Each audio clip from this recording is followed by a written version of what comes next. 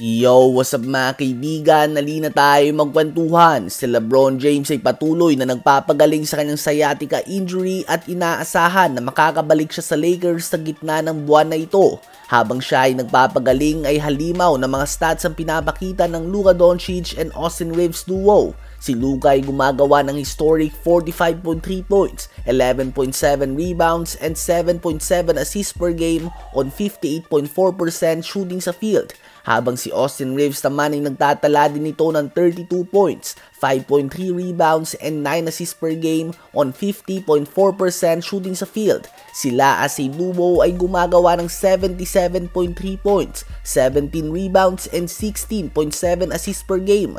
Kaya naman ngayon ay napag-uusapan kung kailangan pa nga ba ng Lakers ang tulad ni LeBron na another ball-dominant player. Dahil kapag bumalik na nga si LeBron sa team ay walang duda na babagsak ang mga stats na ito ni Luka at ni Austin Reaves at expected naman na gagawa si LeBron ng mga 24 points, 7 rebounds, and 7 assists per game. More or less yan mga kaibigan.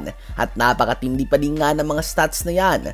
Ganun pa man kung gagawin mo lang ang third option o kaya naman off-ball player si LeBron upang mapanatili ang pag-angat ng laro at pag-develop ni Austin Reaves ay may kita naman natin ang pagbagsak ng stats ng 4-time MVP. Bagamat hindi naman ito magiging drastic dahil proven naman na kaya ni LeBron na maglaro ng off-ball, ang tanong ay magiging sulit ba ito? Dahil binabayaran mo nga siya ng max contract para maging third option, binabayaran mo siya ng max contract para tumayo sa corner at maghintay ng pasa ni Luka o kaya naman maging taga-screen sa mga pick and roll situations when easily kaya mong kumuha ng 6 o higit pa na mid-level contract role players sa 52 million na sinasahod mo kay LeBron.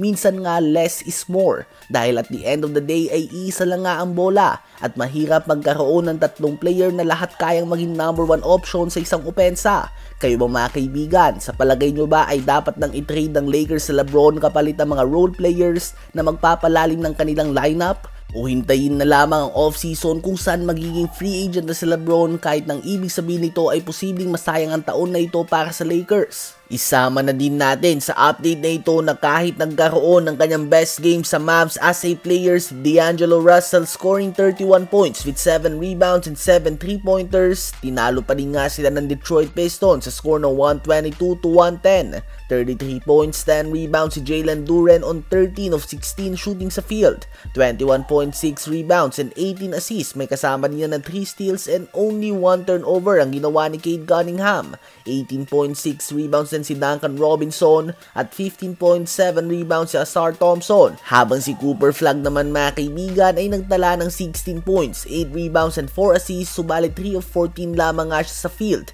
Ang Dallas Mavericks ay mag-uumpisa sa season na ito sa record na 2 wins and 4 losses at injured pa nga si Anthony Davis at Kyrie Irving.